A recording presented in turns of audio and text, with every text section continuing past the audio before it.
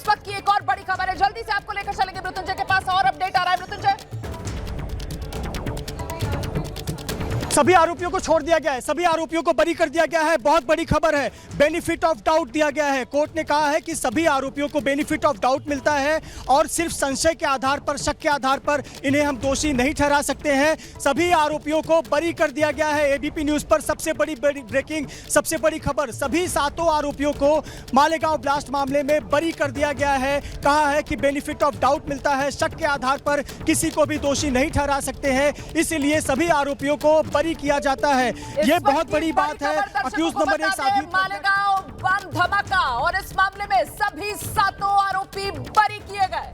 अदालत ने सभी 7 आरोपियों को बरी किया। साध्वी प्रज्ञा ठाकुर बरी, कर्नल पुरोहित बरी, मेजर उपाध्याय बरी, सभी 7 आरोपी बरी किए गए।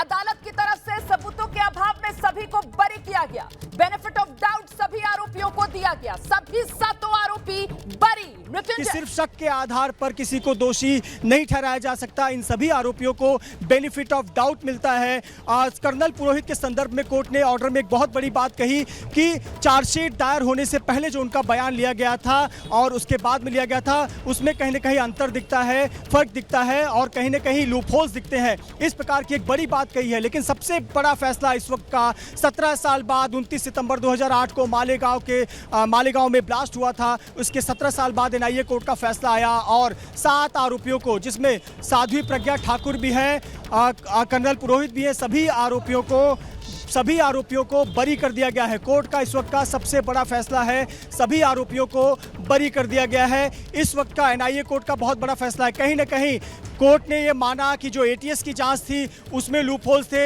एनआईए की जांच अलग थी, दोनों में जांचों में काफ़ी भिन्नता पाई जा रही थी। इसी वजह से कहा कि बेनिफिट ऑफ डाउट इन्हें मिलता है, सिर्फ शक के आधार पर इन्हें दोषी करार नहीं दिया जा सकता और इसीलिए इन तमाम 7 आरोपियों को बरी कर दिया गया है। ये बहुत बड़ा फैसला एनआईए कोर्ट ने मालेगांव ब्लास्ट के संदर्भ में सुनाया है। जी, मालेगांव बम धमाके मामले में अदालत का फैसला आ गया है। सभी 7 आरोपी बरी कर दिए गए हैं। देखिए, इसमें जो कुलकर्णी है उनको बरी कर दिया गया है और बरी किस किस को किया गया है आपको विस्तार से हम बता देते हैं। किस तरीके से एक एक कर सभी 7 आरोपी बरी कर दिए गए हैं। समीर कुलकर्णी को बरी किया गया है।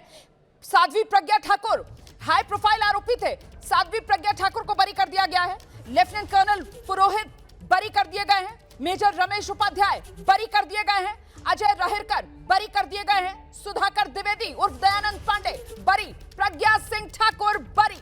सभी 7 आरोपी बरी। मालेगांव बम धमाके में अदालत का बड़ा फैसला।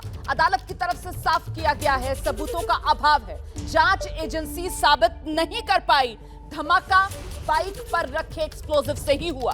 जांच एजेंसी साबित नहीं कर पाई बाइक साध्वी प्रज्ञा ठाकुर की ही चेसिस नंबर तक बाइक का जांच एजेंसी रिकवर नहीं कर पाई।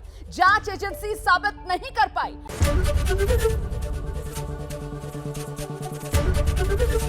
एबीपी गंगा, खबर आपकी, जुबान आपकी।